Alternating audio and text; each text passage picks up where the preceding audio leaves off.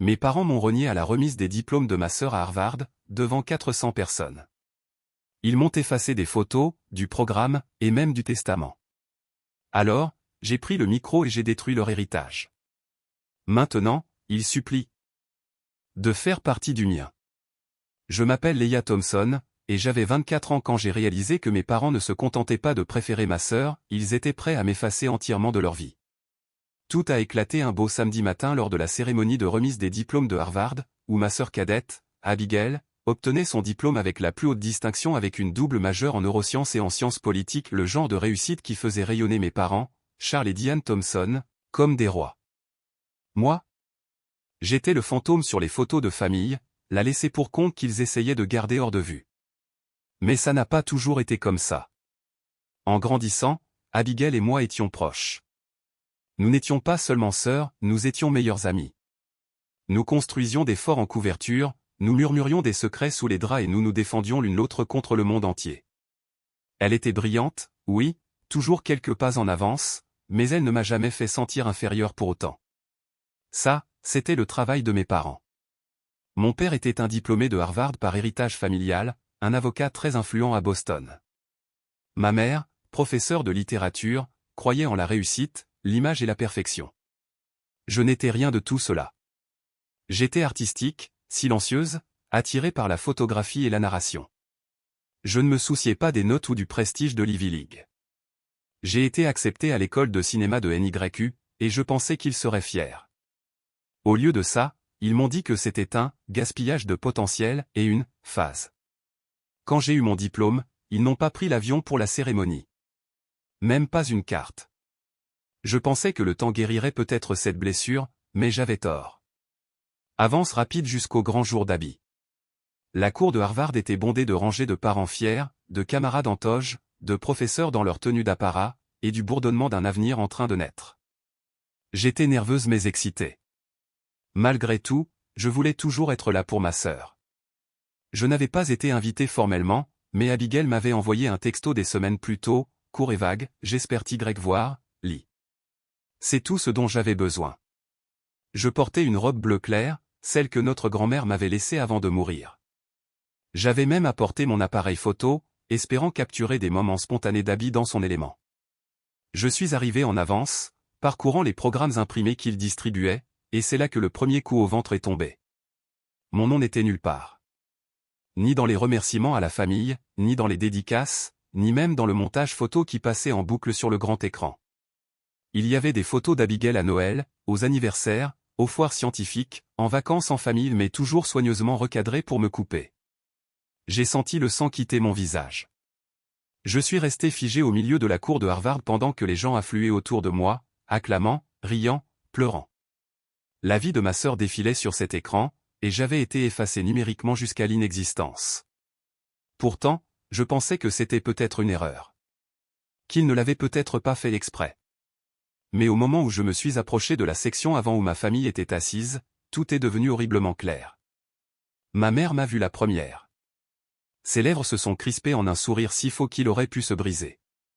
Mon père m'a regardé de haut en bas comme si j'étais une étrangère entrant dans son tribunal. « Qu'est-ce que tu fais ici, Leah » a murmuré ma mère en se levant pour bloquer la rangée.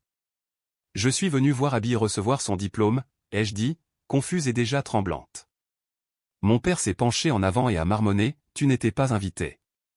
Tu as fait ton choix quand tu as quitté cette famille pour poursuivre tes petits rêves de cinéma. Aujourd'hui, il ne s'agit pas de toi. » Ma voix s'est étranglée. C'est ma sœur. Et elle mérite une journée parfaite, a sifflé ma mère. Ne gâche pas tout par ta présence. J'ai senti les regards des parents et des étudiants autour de nous, et mon visage a brûlé de honte. Mais je n'étais pas prête pour ce qui allait suivre. Mon père s'est tourné vers l'un des placeurs, un étudiant bénévole dans une veste cramoisie.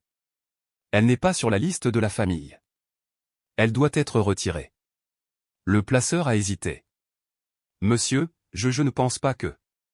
Elle n'est pas de la famille, a sèchement répliqué ma mère. Tout s'est passé si vite.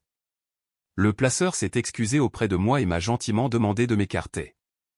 Et alors que je me tournais pour partir, sentant comme si chaque os de mon corps s'était brisé, j'ai entendu mon père dire assez fort pour que la rangée voisine l'entende, elle ne fait plus partie de cette famille. Elle l'a bien fait comprendre il y a des années. Les gens me fixaient. Des murmures me suivaient. Devant 400 personnes à Harvard, j'ai été renié comme si je n'étais rien. J'ai trouvé un banc sous un arbre au bord de la cour et je m'y suis effondré. Mes jambes étaient engourdies. Je ne pouvais même pas pleurer. Je suis juste resté assise là, à regarder la scène où ma sœur recevrait bientôt son diplôme, me demandant comment tout avait pu si mal tourner. Et puis j'ai reçu un texto d'Abigail. 3 mots, où es-tu? J'ai fixé l'écran pendant une minute entière avant de répondre, pas autorisé à m'asseoir avec la famille. Papa m'a fait expulser. Une minute plus tard, elle a répondu, reste là. Je ne savais pas ce qu'elle voulait dire par là, mais alors que la cérémonie commençait et que les noms étaient appelés les uns après les autres, je l'ai vue. Abigail, magnifique, posée et radieuse dans sa toge cramoisie. Elle n'a pas fait de signe à nos parents. Elle n'a même pas regardé dans leur direction. Et alors qu'elle s'approchait de la scène, elle s'est arrêtée au micro. Tout le monde s'attendait à ce qu'elle sourie simplement et continue de marcher. Au lieu de ça, elle a fait quelque chose que je n'oublierai jamais. Elle s'est penchée vers le microphone et a dit, avant d'accepter ce diplôme, je dois dire quelque chose. La cour est devenue silencieuse, et à cet instant, tout a commencé à s'effondrer. Toute la cour de Harvard est tombée dans un silence stupéfait. Abigail se tenait seule au podium, sa main agrippant le bord, sa voix ferme mais tranchante. Mes parents avaient l'air confus, presque figés sur place. Tout le monde s'attendait à un merci poli ou peut-être à une citation d'Einstein ou de Ruth Bader Ginsburg. Au lieu de cela, ma petite sœur, l'enfant prodige de toujours, était sur le point de faire exploser une bombe. Je veux remercier mes professeurs, mes camarades et les mentors qui ont cru en moi. Mais il y a quelqu'un ici qui n'est pas mentionné dans le programme, quelqu'un qui a été effacé des photos, des histoires, même de cette journée. Et c'est ma sœur, Leia. Absolument toutes les têtes se sont tournées. Mon cœur a sombré. Elle est assise juste là-bas, a dit Abigail en montrant le fond où j'étais assise sous l'arbre. Elle n'a pas été autorisée à s'asseoir avec nos parents parce que, quelque part en cours de route, ils ont décidé que poursuivre ses rêves, si ses rêves ne sont pas approuvés par l'Ivy League, est une honte. J'ai vu des dizaines de personnes se tourner pour me regarder. Je voulais m'enfoncer dans le sol, disparaître. Mais Abby n'avait pas fini. Leia est la raison pour laquelle j'ai traversé les pires années de ma vie. Quand je me noyais sous la pression des notes, des stages, des attentes, elle était la seule à me rappeler que j'étais encore humaine. Quand je l'appelais en pleurant à 2 heures du matin, elle ne disait jamais « remets-toi en ». Elle disait « je suis fière de toi », même si personne d'autre ne le dit. Les visages de nos parents sont devenus de marbre. Je pouvais sentir la mâchoire de mon père se contracter même de là où j'étais assise. Elle n'a peut-être pas de diplôme de Harvard, a dit Abby, sa voix s'élevant, mais elle a plus de caractère que n'importe qui. C'est une artiste, une conteuse, et l'âme la plus bienveillante que j'ai jamais rencontrée. Et j'ai honte, non pas d'elle, mais de la façon dont sa famille l'a traitée. Des vagues de stupeur ont parcouru la foule. Je sais que cela pourrait gâcher ma journée parfaite, a-t-elle dit en jetant un coup d'œil à ses parents, mais je n'accepterai pas ce diplôme si ma sœur n'est pas à mes côtés quand je le ferai. Silence de mort. Je pouvais voir la sécurité et les professeurs chuchoter frénétiquement près du bord de la scène, ne sachant que faire. Puis j'ai entendu quelqu'un derrière moi murmurer « Vas-y », je me suis levé lentement, mes jambes tremblant encore. Je ne savais pas si c'était du courage ou juste un contre-coup émotionnel, mais j'ai marché, pas à pas, à travers l'herbe et vers la scène. Les yeux me suivaient comme si je portais le feu. Quand j'ai atteint les escaliers, Abby a tendu la main. Je l'ai prise, et elle m'a tiré à ses côtés. Au moment où je me suis tenu à côté d'elle, la foule a éclaté en applaudissements. Ce n'était pas juste un applaudissement poli, c'était un tonnerre. Certaines personnes se sont même levées, non pas pour moi, mais pour la prise de position d'Abby et le genre de prise de position que l'on voit rarement dans des familles comme la nôtre. Le doyen s'est avancé maladroitement, a fait un petit signe de tête et lui a tendu le diplôme. Elle l'a levé mais a gardé son bras lié au mien. Et puis, doucement, Abby s'est penchée vers moi et a murmuré « Tu ne leur dois absolument rien ». Après la cérémonie, je m'attendais à une tempête, et j'en ai eu une.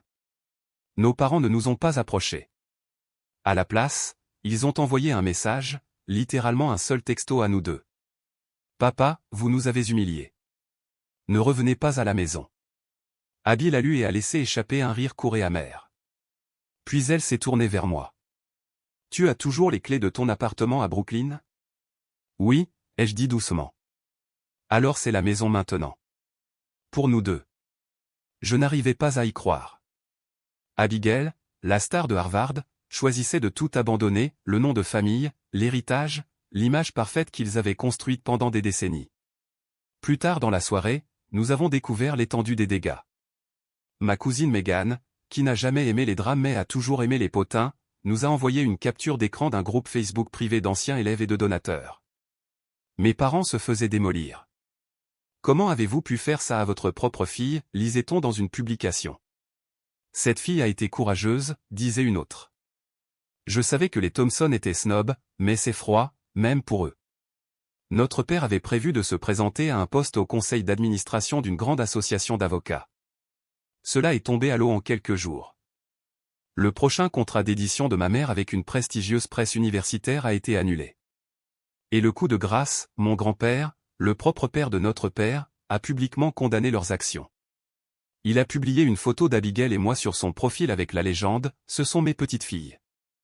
Toutes les deux. Cela a brisé l'illusion que mes parents essayaient de préserver. Au cours des semaines suivantes, ma boîte de réception s'est remplie de messages. Des gens à qui je n'avais pas parlé depuis des années et cousins, vieux amis, même d'anciens professeurs m'ont contacté avec des excuses, du soutien et, dans certains cas, leurs propres histoires d'effacement ou de rejet par des familles de longue tradition. Abigail a emménagé dans mon petit appartement de Brooklyn. Ce n'était pas luxueux, et ça ne sentait pas l'acajou frais et le savon importé comme notre maison d'enfance, mais nous rions tous les soirs. Nous cuisinions ensemble. Elle m'a aidé à installer un studio photo à la maison, et je l'ai aidé à décorer un espace sans marbre ni prétention. Nous construisions quelque chose de réel. Un après-midi, je suis entré dans notre salon et je l'ai trouvée en train de regarder par la fenêtre. Elle s'est tournée vers moi et a dit « Je ne regrette rien de tout ça. » Même pas Harvard, ai-je taquiné. Elle a souri. Surtout pas Harvard. J'y suis entré en pensant que le succès était une question de notes et de prestige. J'en suis sorti en sachant que la vérité, la loyauté et l'amour comptent plus que n'importe quel nom sur un diplôme. Ce soir-là, nous avons commandé à emporter, regardé de vieux films et porté un toast avec du champagne bon marché. Nous n'étions pas riches au sens traditionnel du terme, mais nous étions libres, et nous avions l'une l'autre. Quant à nos parents, ils vivent toujours dans leur maison pleine de portraits parfaits et de pièces silencieuses. Ils essaient toujours de présenter leur version de l'histoire, mais de moins en moins de gens y croient maintenant. Leur héritage ne s'est pas brisé à cause de nous. Il s'est brisé parce qu'il a toujours été bâti sur l'exclusion, le contrôle et un besoin désespéré de paraître parfait. Nous avons juste arrêté de faire semblant.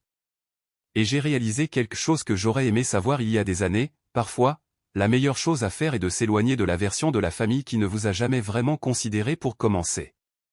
Car ce que vous construisez à la place, c'est là que le véritable héritage commence.